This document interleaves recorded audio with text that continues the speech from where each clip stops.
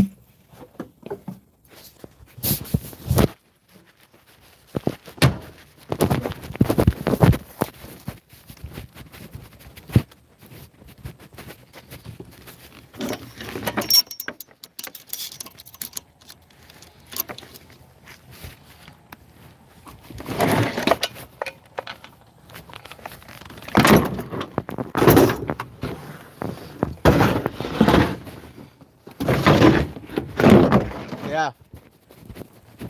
Okay. What? Yeah, whatever.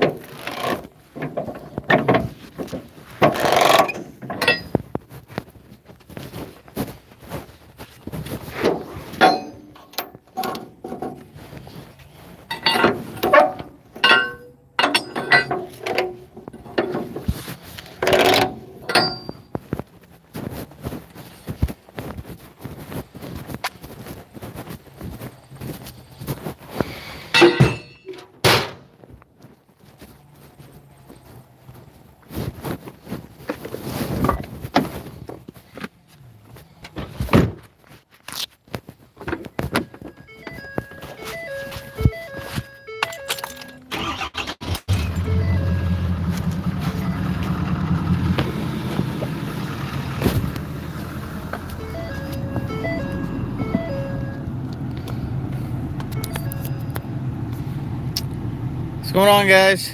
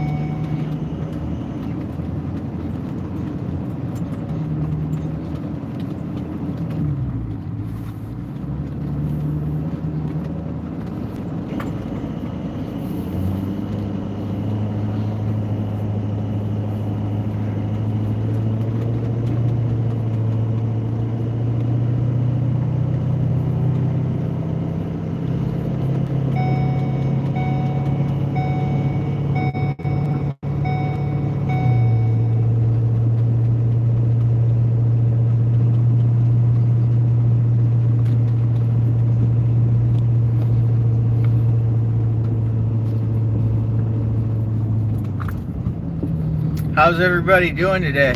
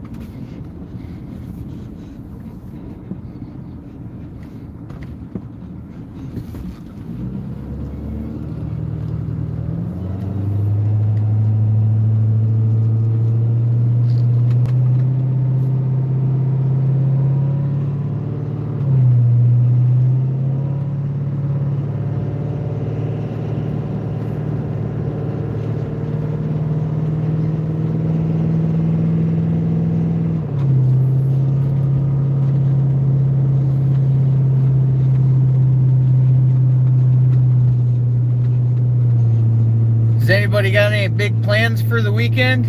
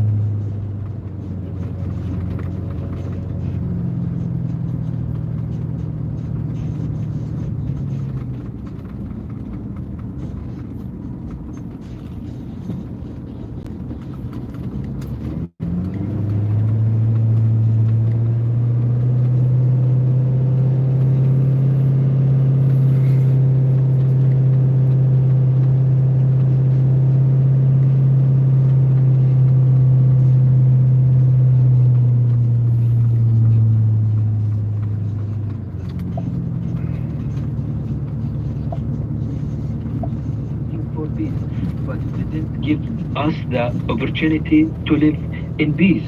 So we are decided to fighting and to get our dignity and our freedom. Ability of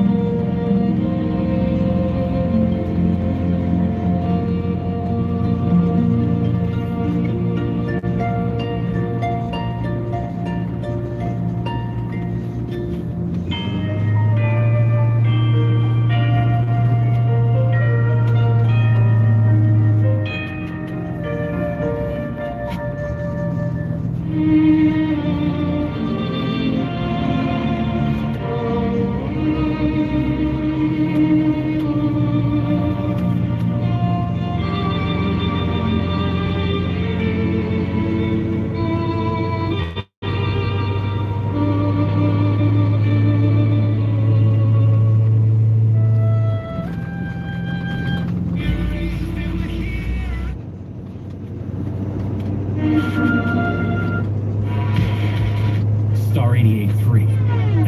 Yeah, just search for the Catholic college so that states that are smaller still can play a key role, or else they would be completely ignored politically, even if they were kind of a 50-50 state. That's right. He kind of goes on later and says, however, though she's up in the national, however, she's fallen to only a 47.3% chance of winning the electoral college. Obviously, that's what really matters.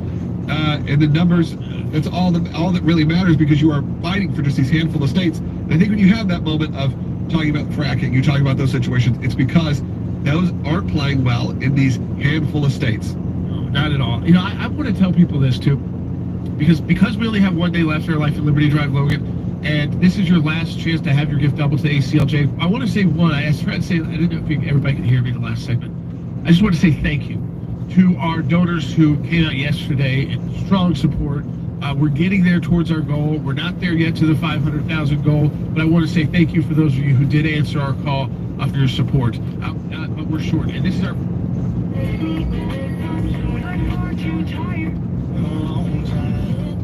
Specifically, Growth Energy objected to a proposed sustainability certification. WBCL wants to help you cut through the noise of financial planning. We're working with Rudy Mahara of National Christian Foundation and guest Tony Rearing to help you gain clarity on Social Security benefits, financial stewardship, and how to prepare for retirement. This event is intended only to inform you, not to give financial advice. You are actually encouraged to invite your personal financial advisor. The seminar will be offered from 5:30 to 7:30 p.m. on September 19th and the 24th at First Assembly of God in Fort Wayne. Tickets are only $10. And I'll write your name. Make Madeline. Takes pride in you. 355-3322. That's 574-355. You must have list. However, she was not ignored. Several times during the voyage, the man sought her out. Once he even invited her to his cabin to share his dinner. Kathleen was uneasy about the invitation and sent word that she was not feeling well, which, because of the tossing sea at the time, was no exaggeration.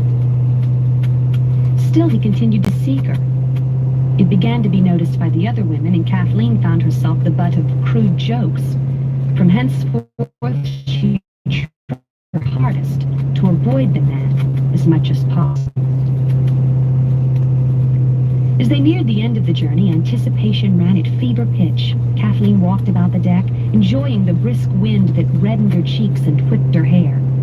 But even as she wished solitude, she felt drawn to the others as she heard their high-pitched, excited voices. She drew near to a noisy group in time to catch a comment. "The marriage ceremony comes first," a tall, bony-looking girl was declaring. "I'm not putting one foot in the door until I hear the words. No falling into that trap. I'm not leaving it so he can show me the door again if it suits his fancy. And I'm telling you, I won't stand for 1 minute of tomfoolery." A big girl named Mary added, "I didn't come all this way to be somebody's serving girl." A few girls hooted in agreement. "And I don't plan to be slopping pigs even if I marry a farmer," shouted another. "No, nor a milkmaid either," called Peg. "Well, I'll cook, providing, of course, he gives me the makings," said a brassy older woman with a painted face and tinted hair. "I'm hoping for a man rich enough to provide a young wench or two to help with the house chores," ventured a woman with blonde hair piled haphazardly on the top of her head. There was another shout of approval. "Tell you one thing," a short, stout redhead said as she lifted her skirt to hike up her hose. "If I don't like what I find, I'll not be staying long." A chorus of agreement followed the comment. "And what will you do, lovey?" asked another. "Aye, don't you worry none about Rosie. She can handle herself," replied the redhead, with a wink of her eye and a toss of her skirts. Kathleen moved away. "Marriage is a permanent thing," she argued to herself. "One doesn't pull out just because there are a few more household chores than one had hoped there would be." The whole conversation disturbed her. Right then and there, Kathleen made herself a pledge. She would stay with this arranged marriage, no matter what it turned out to be. She would make it work. She would. She'd agreed to it and would stick to her agreement. She walked away from the shifting, chattering group and sought the stinging sea breezes to blow her discomfiture away. She jumped at a touch on her arm, then saw that it was Irma who had joined her. "Don't pay no attention to him," Irma said close to Kathleen's ear so that the wind wouldn't whip the words away. "It's all just nerves and bravado. We're all getting a little tight-strung." Kathleen nodded. She was certainly tight-strung. Most of them are good, clean, hard-working girls who've never been away from home before. They're scared to death, and that's the way it really is. Irma moved closer to Kathleen, and the smaller girl took comfort in her presence. "Let's walk around to Lee's side so we can talk out of this wind," Irma suggested, and Kathleen followed with no hesitation. They found a small bench sheltered from the wind and took refuge, wrapping their shawls tightly around their shoulders for warmth. "There now," said Irma, giving Kathleen a forced smile. "This feels better." Kathleen nodded, watching the rise of distant waves and feeling the pitch and roll of the sea. "We'll be docking tomorrow," said Irma. "Have you seen Jinx yet?" "In the morning," replied Kathleen. "He sure has held you off," observed the other girl. "Yet at the same time, he's been almost courting you the whole passage." "Courting?" echoed Kathleen. She had not felt courted, only harassed. Irma nodded. "Why do you think the teasing from the others? They noticed all the attention, the 'How are you? Can I get anything for your comfort? Would you join me for dinner?'" Irma chuckled softly at Kathleen's shocked look. "I don't think," began Kathleen. Something about Mr. Jenks made her feel dreadfully uncomfortable, but she couldn't put it into words, not even to Irma. "Well, no matter," went on Irma briskly. "We're almost there now. Not much chance for courting from now on, is there?" Then, to Kathleen's relief, Irma changed the topic. "See all the gulls? That means we're getting near land." Kathleen lifted her face and studied the birds circling overhead. She could hear their cries, and it awoke some deep, distant memory. Had their Irish farm been by the sea? Then her thoughts were interrupted as Irma spoke again. "So you still don't know," she began, then stopped, knowing that Kathleen would be able to finish the question. Kathleen shook her head. "Sure, and the nonsense is giving me goosebumps, and that's the truth," she answered with a shiver. They sat in silence for a few minutes, listening to the cry of the gulls and the swell of the seas. "If you could wish and have it come true, what would you wish for?" asked Irma softly. "That he be Irish," responded Kathleen with no hesitation. "And his trade?" asked Irma. "I wouldn't care. He can be anything, just as long as he—" She didn't finish her statement. "And what would he look like?" asked Irma, seeming to enjoy her little game. Again, Kathleen did not hesitate.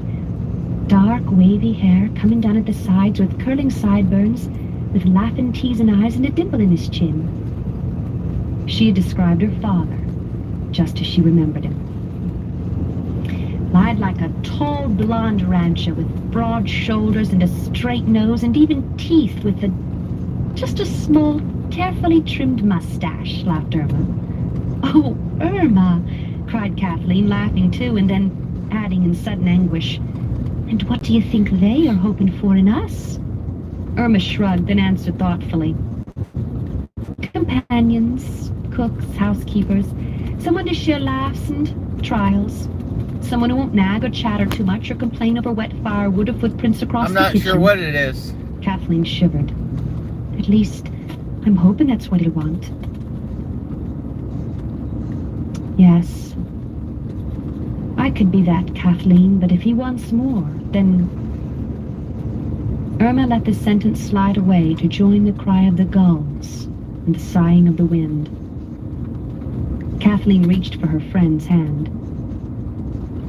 "The biggest wish of all," her voice was a whisper, "is that you will be wherever I am. And that's the pure truth of it. she said with feeling.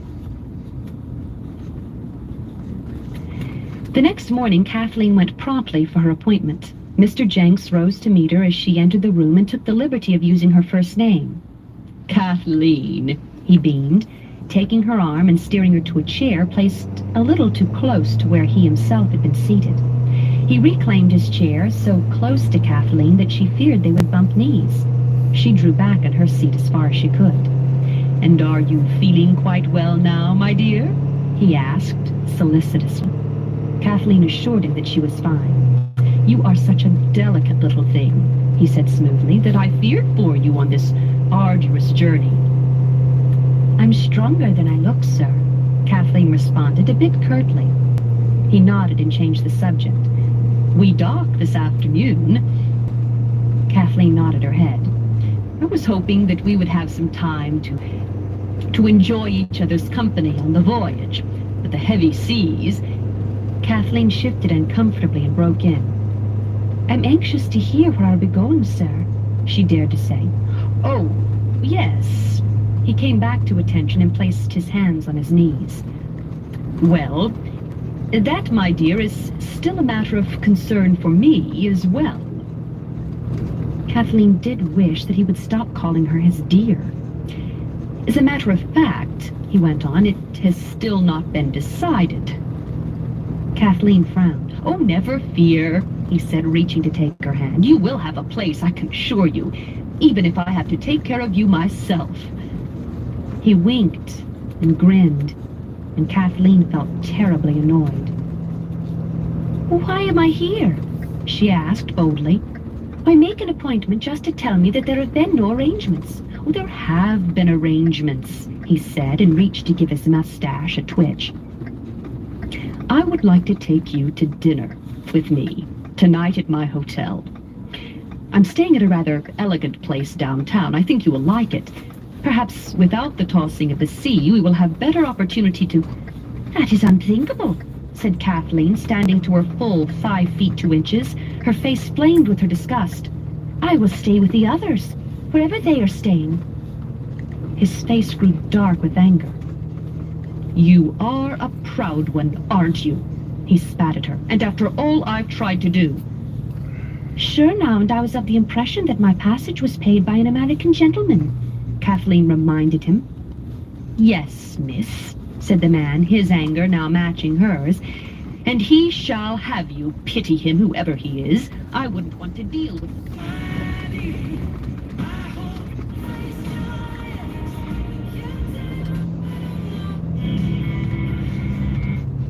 The orders of...